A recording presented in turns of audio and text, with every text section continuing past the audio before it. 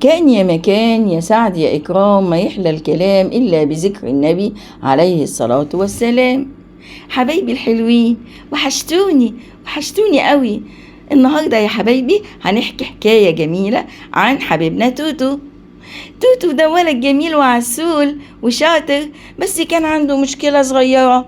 كان بيحب ياكل الحاجات اللي مش مفيدة خالص، زي الشيبسي والبونبوني والبيبسي والمصاصة والحلويات اللي بألوان صناعية وحلويات كتير كتير.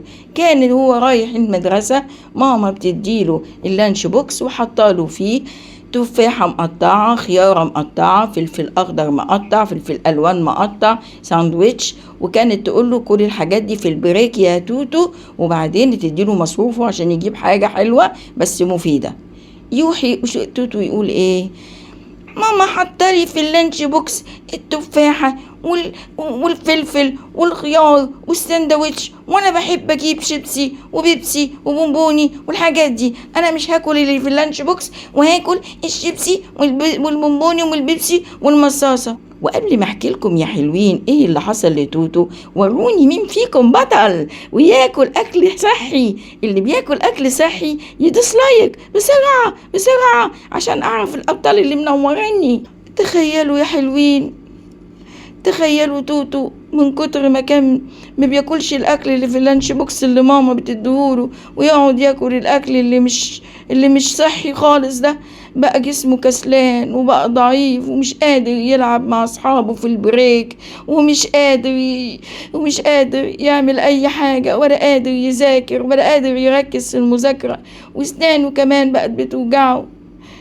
يا حبيبي يا توتو، تفتكروا يا ولاد توتو هيرجع بطل تاني؟ لو عايزين تعرفوا السر، اشتركوا في القناة وفعلوا الجرس بسرعة يا حبايبي عشان حكايتنا الجديدة توصل لكم أول ناس. يا ولاد يا حلوين، شفتوا اللي حصل؟ توتو قاعد يتكلم بينه وبين نفسه ويقول انا هسمع كلام ماما عشان سناني وجعتني قوي وكسلان ومش عارف العب ولا انبسط. هسمع كلام ماما وهاكل الاكل اللي ماما بتدهوني في اللانش بوكس، وهشرب اللبن، وهعمل كل حاجة ماما بتقولي عليها. وفعلا يا ولاد طلع بطل وقرر يسمع كلام مامته، وبدأ ياكل التفاحة المسكرة ويشرب كوباية اللبن الصبح وياكل جبنة وبيض. وشوفوا يا صحابي يا حلوين ايه اللي حصل لتوتو. عضلاته بقت قوية وبقى أذكى واحد في الفصل، وبقى يسبق أصحابه كلهم في اللعب. شفتوا بقى يا حبايبي، شفتوا بقى الأكل المفيد بيخلينا أبطال ازاي؟ يا رب تكون حكاية توتو عجبتكم. ما تنسوش بقى تعملوا شير للفيديو لكل أصحابكم، واكتبوا لي في التعليقات ايه أكتر فاكهة بتحبوها. ولازم نتعلم يا ولاد من الحدوتة دي ان احنا ناكل اكل صحي زي اللبن والبيض والفواكه والخضروات واللحم والسمك وكل الاكل اللي ماما تقدمه لنا، وكل الاكل اللي ماما بتحطه لنا في اللانش بوكس، لانه بيقوي جسمنا وعظمنا واسناننا، وبنكون قادرين ان احنا نذاكر وعندنا تركيز في المذاكرة، والذاكرة عندنا قوية وجسمنا قوي وبنلعب وعندنا نشاط.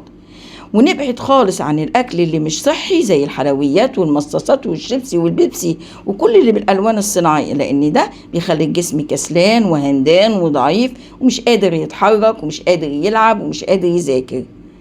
وتوتة توتة في ريت الحدوتة، وقابلكم إن شاء الله في حكاية جديدة من حكايات ماما تونا.